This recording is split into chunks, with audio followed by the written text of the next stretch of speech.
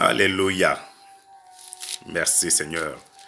Bien-aimés dans le Seigneur, que la paix et la grâce de Dieu, notre Père et du Seigneur Jésus-Christ soient avec vous ce soir. Oui, nous voulons ensemble partager les merveilles de l'Éternel au travers de sa parole. Soyez en ligne avec moi pour qu'ensemble nous explorons les Saintes Écritures. Aujourd'hui, Dieu a un texte assez intéressant pour nous, une parole assez merveilleuse, une parole d'encouragement, une parole de bénédiction, une parole qui va vraiment te faire du bien. Sois connecté avec l'ouvrier du Seigneur pour qu'ensemble nous étudions ce texte-là.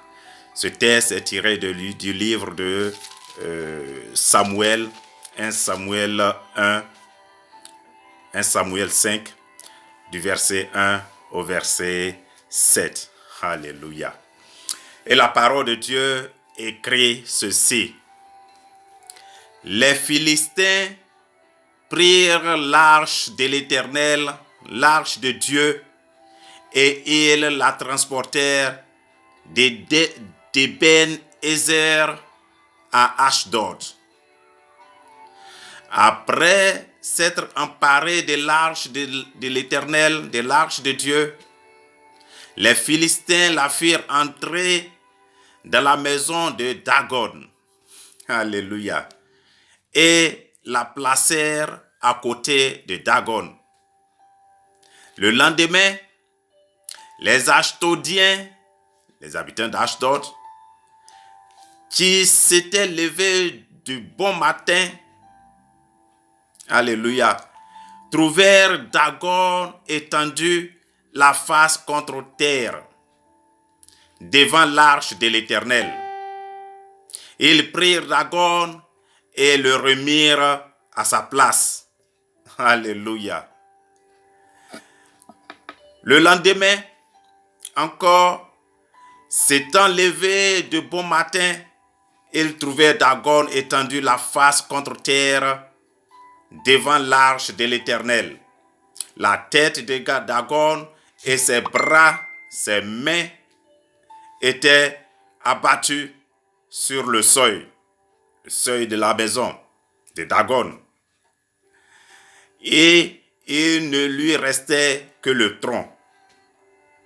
C'est pourquoi jusqu'à ce jour, les prêtres de Dagon et tous ceux qui entrent dans la maison de Dagon à Ashdod ne marchent point sur le seuil. Alléluia. Verset 6. La main de l'Éternel s'appesantit sur les Ashdodiens et il mit la désolation parmi eux. Il les frappa d'hémorroïdes à Ashdod et dans son territoire. Voyant qu'il en était ainsi, les gens d'Ashdod dirent: l'arche du Dieu d'Israël ne restera pas chez nous, car il appesantit sa main sur nous et sur Dagon, notre Dieu. Alléluia. Ça, c'est le texte de base de notre étude ce soir, de notre message ce soir.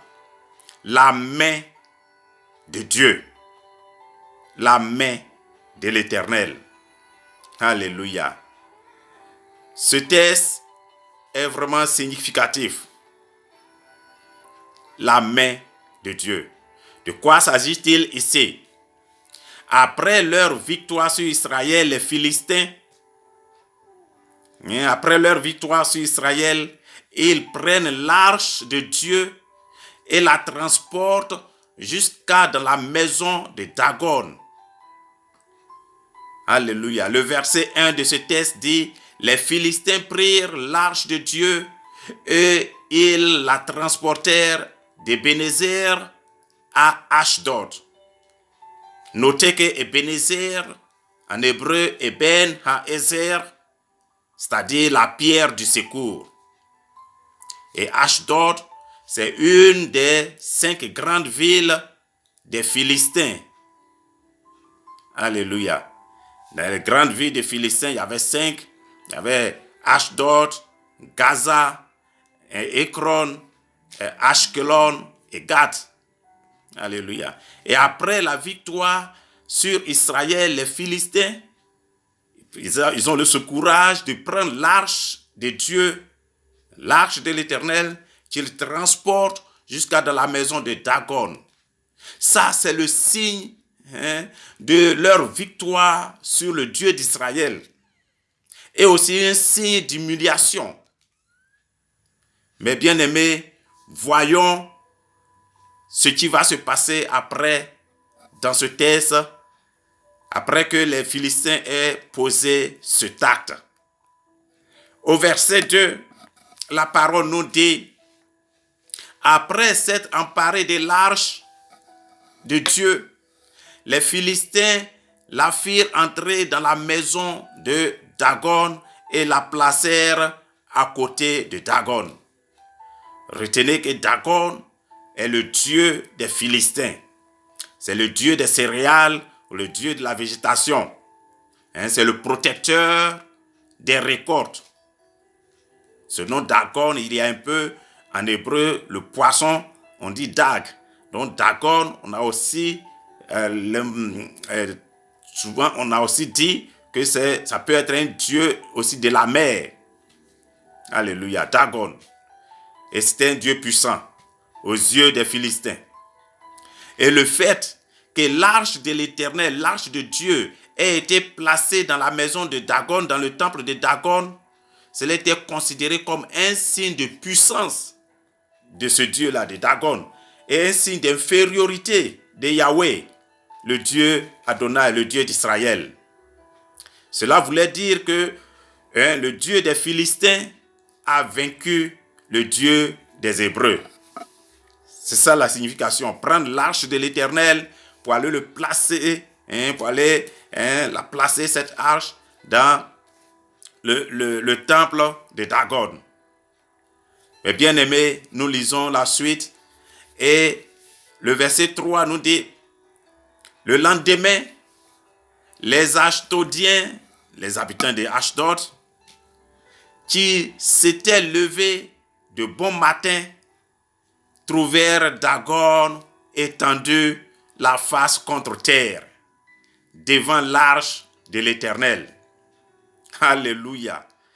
Le Dieu Dagon est étendu face contre terre, devant l'arche de l'Éternel. Ils prirent Dagon et le remirent à sa place. Bien-aimés, je ne sais pas si vous voyez l'ironie qui se dégage dans ce verset. Un Dieu qui a son temple, Dagon, et on place l'arche de l'Éternel dans ce temple-là. Et le lendemain, ils viennent, leur Dieu est complètement à terre, sa face tombée, sa face contre terre, devant l'arche de l'Éternel. Ironiquement, Dieu lui-même a renversé la prétendue supériorité, la prétendue suprématie de Dagon en le laissant tomber comme s'il adorait Dieu, comme s'il adorait le Seigneur, la face contre terre devant l'arche de l'Éternel. Ça, c'est la main de Dieu. Alléluia.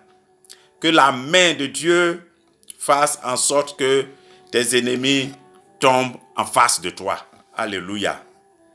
Bien-aimés. Et le verset 4 nous dit, le verset 3 déjà dit, ils l'ont pris et ils l'ont remis à sa place. Et le verset 4 dit, le lendemain encore, s'étant levé de bon matin, ils trouvèrent Dagon étendu la face contre terre devant l'arche de l'Éternel. La tête de Dagon et ses deux mains étaient abattues sur le seuil et il ne lui restait que le tronc. Cette fois-ci, le deuxième jour, ils viennent constater que Dagon, non seulement il est tombé face contre terre, mais sa tête était coupée, ses bras étaient coupés était répandue sur le seuil du temple. Alléluia. La première démonstration de Dieu, de son autorité sur Dagon, n'a pas été considérée comme telle. Le premier jour, ils sont venus, Dagon était tombé face contre terre et ils l'ont soulevé, ils l'ont mis à sa place. Et le deuxième jour, cette fois-ci, Dagon tombe, sa tête est coupée, ses bras sont coupés. Alléluia. La deuxième preuve de l'autorité de Dieu, ça c'est le fait de couper la tête et les mains de Dagon était le signe palpable, le signe concret que l'ennemi était mort. Alléluia. C'est la main de Dieu. Que les ennemis, toi qui écoutes ce message, tu écouteras ce message, qui sont contre toi, qui, pour une raison ou une autre, par une alliance de sang, pensent qu'ils ont un droit légitime sur toi pour détruire ta vie, pendant que tu écoutes ce message-là, que leur tête soit coupée, que leurs bras soient décapités comme ceux de Dagon ici, dans ce texte. Alléluia. C'est la main de Dieu. La main de Dieu. Alléluia. Et donc, le verset 5 dit, c'est pourquoi, jusqu'à ce jour, les prêtres de Dagon et tous ceux qui entrent dans la maison de Dagon à Ashdod ne marchent point sur le seuil. Alléluia.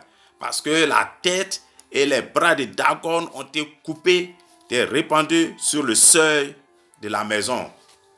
Donc, ne pas marcher sur le seuil de Dagon, ça veut dire que après cet acte, après que tu aies trouvé la tête et les bras de Dagon, leur dieu, sur le seuil de la maison, cela a développé la superstition de ce que le seuil est maudit. Le seuil de cette maison est maudit et donc il ne marche plus sur le seuil. Les Philistins n'y rentraient plus. Alléluia. Et le verset 6 qui nous dit, la main de l'Éternel s'apaisantit sur les Ashdodiens et il mit la désolation parmi eux et les frappa d'hémorroïdes à Ashdod et dans son territoire. La main de l'Éternel, alléluia, s'apaisantit sur les habitants d'Ashdod.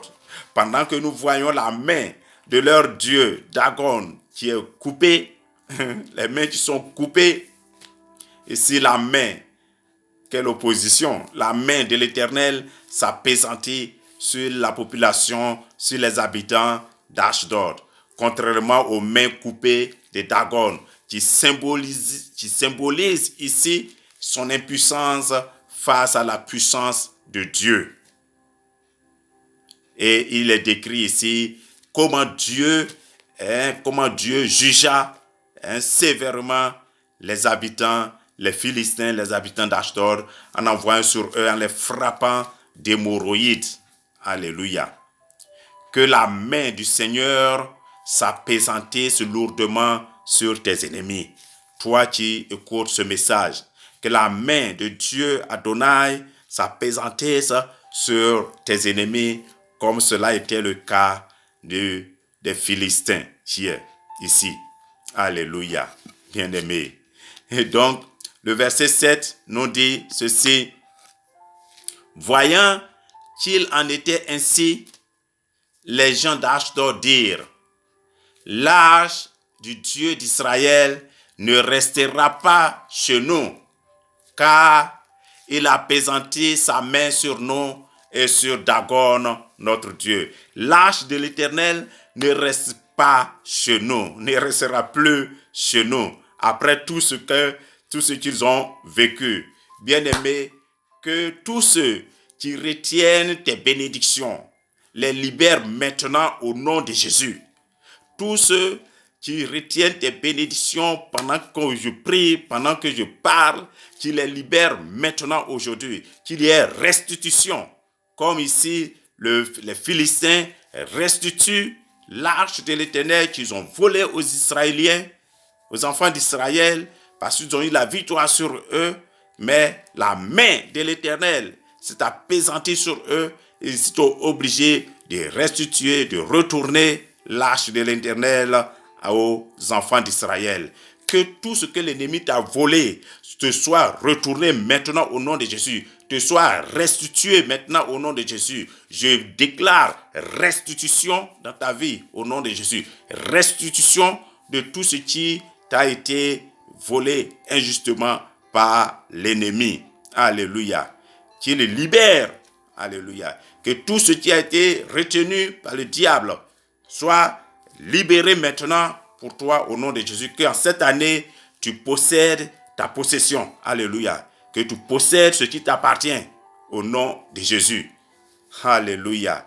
Et donc, les Philistins disent alors dans ce verset, l'arche de l'Éternel ne restera pas chez nous. Retournons cette arche à son propriétaire, les enfants d'Israël. Alléluia. Bien-aimés, voici un peu le résumé, l'explication de ces 7 explications, verset par verset, de ces 7 de ce texte de 1 Samuel 5, verset 1 à verset 7. Donc, je voudrais te parler ici de la main de Dieu. Le premier point que nous devons souligner, c'est que la main de Dieu est puissante. Alléluia. La main de Dieu est puissante. Et nous lisons dans Deutéronome 5, verset 15.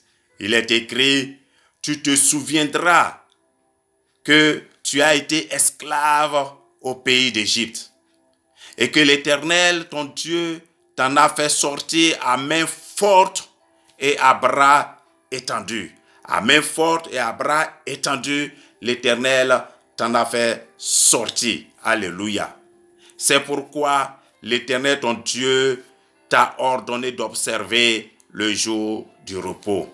Bien-aimé, que la main de Dieu, la main de l'Éternel soit étendue maintenant contre tous ceux qui te tiennent en esclavage.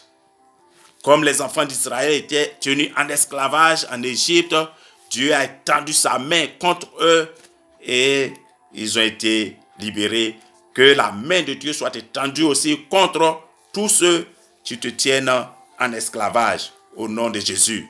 Quand nous lisons Josué 4, verset 24, il est écrit ceci, afin que tous les peuples de la terre sachent que la main de l'Éternel est puissante et afin que vous ayez toujours la crainte de l'Éternel, votre Dieu.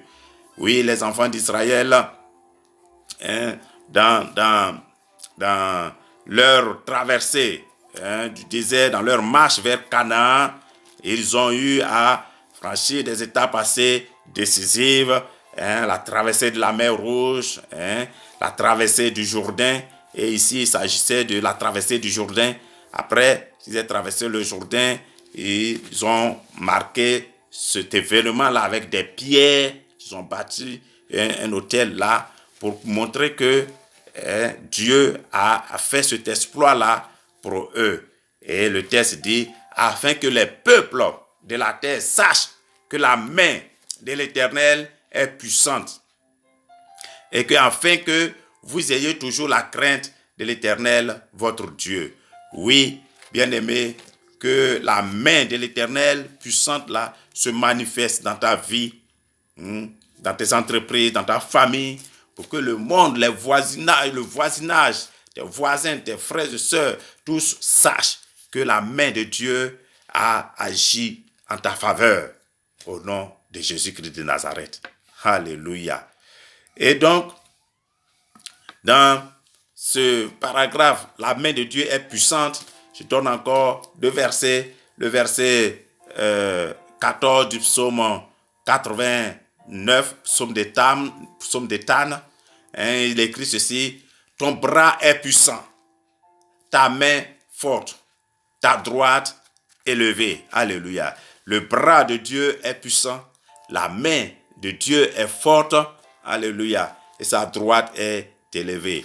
Que cette droite-là soit élevée pour toi, mon frère, pour toi, ma soeur, qui m'écoute. Alléluia.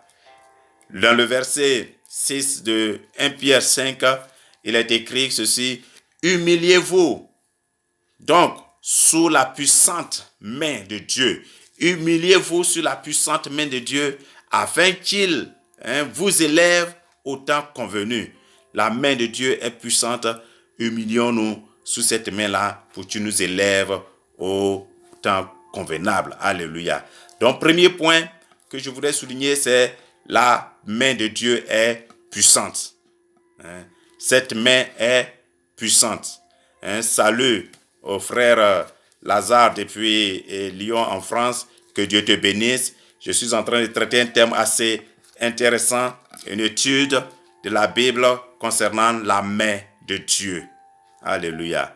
Donc, le deuxième point que je voudrais souligner ici, c'est que la main de Dieu est sur les hommes pour les bénir. Il y a deux rôles qu'on trouve principalement dans l'action de la main de Dieu, dans la main de Dieu dans la Bible. Il y a un rôle d'approbation et un rôle de punition, châtiment. Donc la main de Dieu est sur les hommes pour les bénir. Alléluia. C'est un rôle d'approbation.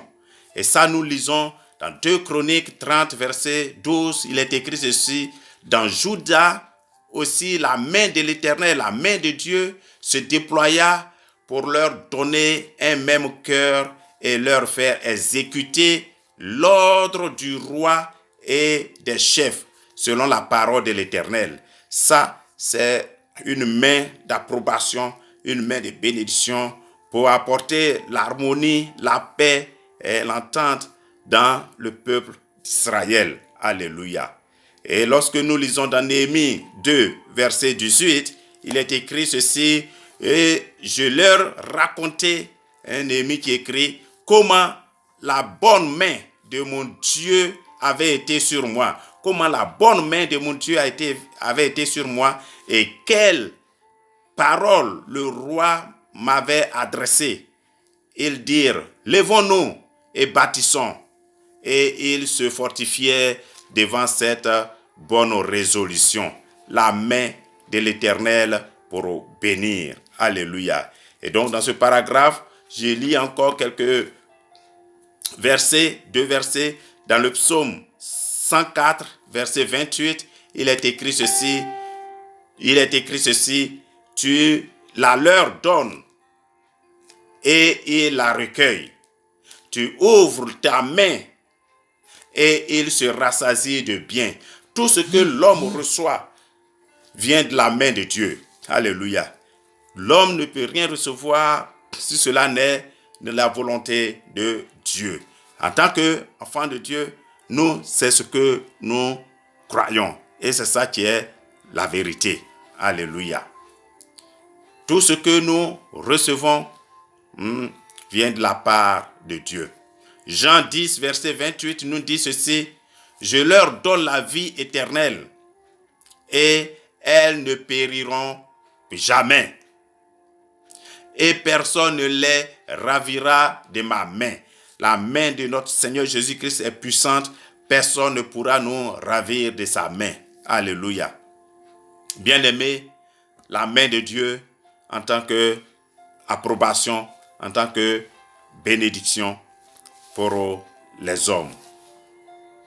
Le troisième point, parlant de la main de Dieu, c'est que la main de Dieu sur les hommes est sur les hommes pour les punir et les discipliner.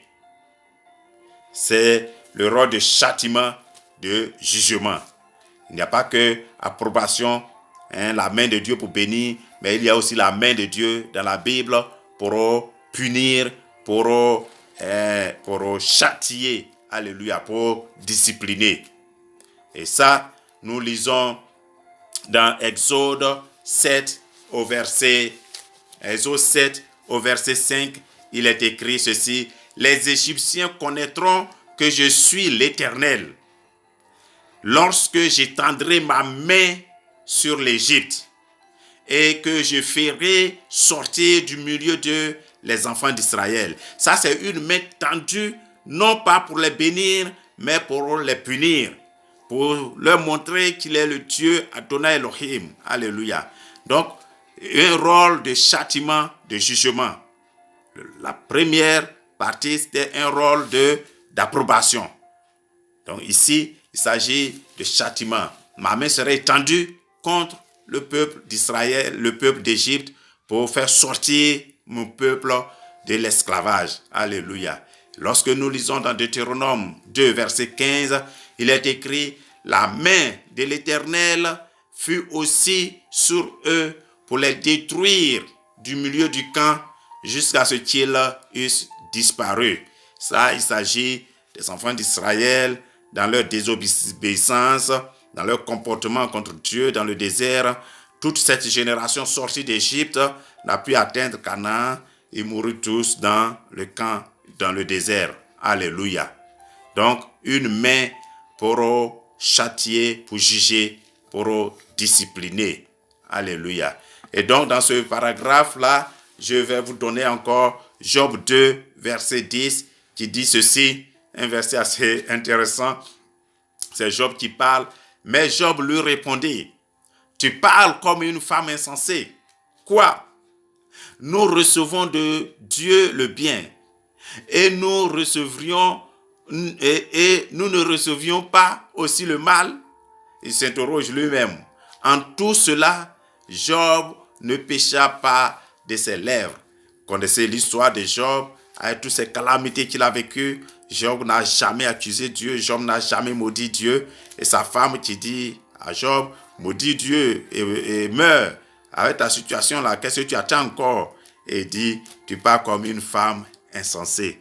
Parce que Job sait que Dieu, qu'il adore, qu'il sert, ne le laissera pas. Même s'il doit mourir, il ne va pas condamner Dieu, il ne va pas bénir, il ne va pas maudire Dieu. Et on connaît la suite de l'histoire. C'était pas une main pour que Job meure, mais pour le discipliner, pour l'amener à le connaître plus. Et jusqu'à la fin de ce livre, nous découvrons que au chapitre 42, au verset 5, Job dit: mes oreilles ont entendu parler de toi, mais maintenant mes yeux t'ont vu. Alléluia. À travers ces épreuves qu'il a vécues, il a eu plus de connaissance de son Dieu, plus d'attachement à son Dieu, plus de rapprochement à son Dieu. Alléluia. Donc, c'était là la leçon de Job. Et dit à sa femme: tu parles comme une femme insensée. Alléluia. Donc, lorsque nous lisons dans le psaume 32, verset 4, il est écrit ceci: car nuit et jour, ta main s'apaisantait sur moi. Ma vigueur n'était plus que sécheresse comme celle de l'été. Une main de châtiment, une main de jugement. Alléluia. Pas d'approbation, mais cette fois-ci de jugement. Et le dernier verset bien-aimé que je voudrais vous donner sur ce paragraphe aussi, sur la fin, le tout dernier verset, c'est dans Actes 13, verset 8. Il dit ceci: maintenant, voici, la main du Seigneur est sur toi. Tu seras aveugle et pour un temps, tu ne verras pas le soleil. Aussitôt, l'obscurité et les ténèbres tombèrent sur lui et il cherchait en tâtonnant des personnes pour le guider. Ici, il s'agit de ce magicien Elimas qui voulait empêcher le proconsul, qui voulait recevoir le message de l'évangile de la part de Paul et de Barnabas. Ce magicien, ce sorcier voulait l'en empêcher.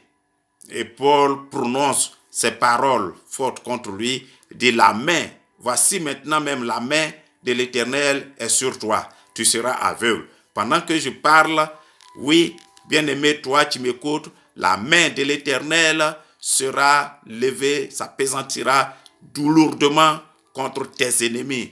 Tous ceux qui sont à la base de tout ce qui est échec, de tout ce qui est malheur, de tout ce qui est souffrance, de tout ce qui est blocage dans ta vie, la main de l'Éternel va s'appesantir sur eux. Alléluia. Dieu, il est Dieu.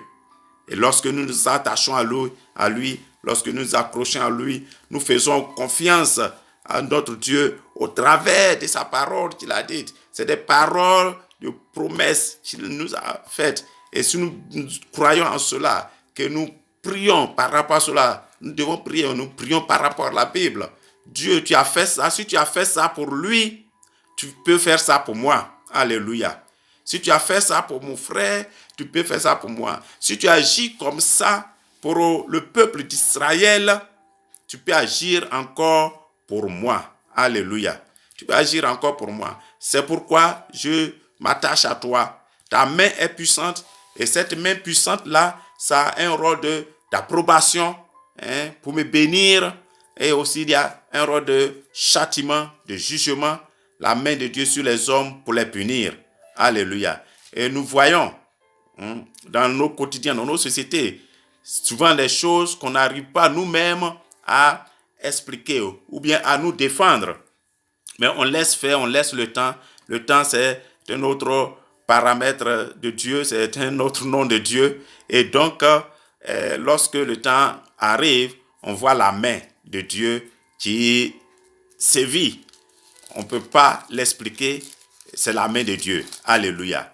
Donc, bien-aimés, voilà aujourd'hui le message court mais assez important que je voudrais partager avec vous. La main de Dieu. Elle est puissante. Elle est sur les hommes pour les bénir, oui, mais aussi elle est sur les hommes pour les punir, les châtier, les discipliner.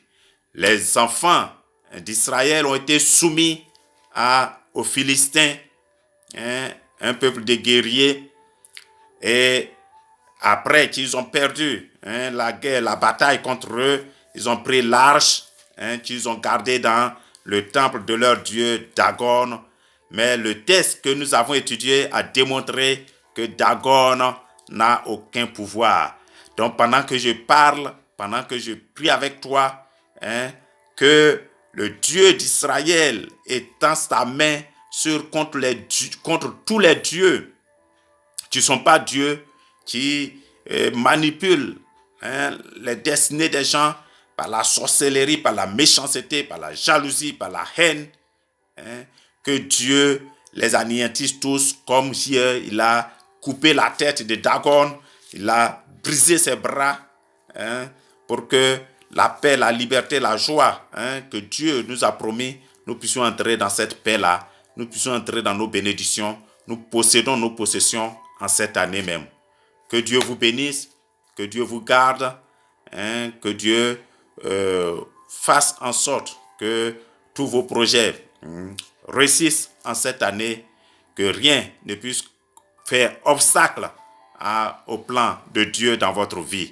Dieu a des plans de bonheur pour nous. Dieu a des plans de paix, de joie pour nous. Ce n'est pas l'ennemi qui va venir détruire ce plan-là. Alléluia. Qu'on s'accroche à Dieu. Dieu fera en son temps ce qu'il a prévu pour nous. Alléluia. Que Dieu vous garde. Soyez bénis au nom de Jésus-Christ de Nazareth. Amen. Alléluia.